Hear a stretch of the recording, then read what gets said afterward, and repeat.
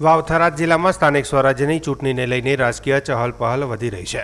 ધરણીધર તાલુકાના ટડાવ ગામે યોજાયેલી કોંગ્રેસની સભામાં ગામના લોકો અને કાર્યકરો મોટી સંખ્યામાં ઉપસ્થિત રહ્યા હતા।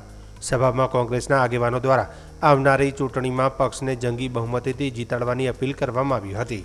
કોંગ્રેસ પ્રમુખ ગુલાબસિંહ રાજપૂતે જણાવ્યું કે જિલ્લા પંચાયત અને તાલુકા પંચાયતની ચૂંટણીને ધ્યાનમાં રાખીને પ્રચાર અભિયાન તેજ બનાવવામાં આવ્યું છે। ટડાવ જિલ્લા પંચાયત વિસ્તારના આગેવાનો અને કાર્યકરો બહોળી સંખ્યામાં ઉપસ્થિત રહી પક્ષની એકતા અને શક્તિ દર્શાવી હતી। તેમણે વધુમાં જણાવ્યું કે ધરણીધર તાલુકા પંચાયત અને જિલ્લા પંચાયત કોંગ્રેસની બને તે માટે કાર્યકરોને લોકોમાં જાગૃતિ લાવવામાં આવી રહી છે।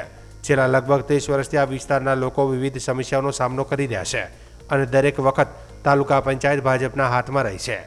આ વખતે પરિવર્તનની લહેર દેખાઈ રહી હોવાનું જણાવી તેમણે વિશ્વાસ વ્યક્ત કર્યો કે વાવ-થરાદ વિસ્તારમાં ધરણીધરમાં પ્રથમ વખત કોંગ્રેસ તાલુકા પંચાયત પર કબજો કરશે।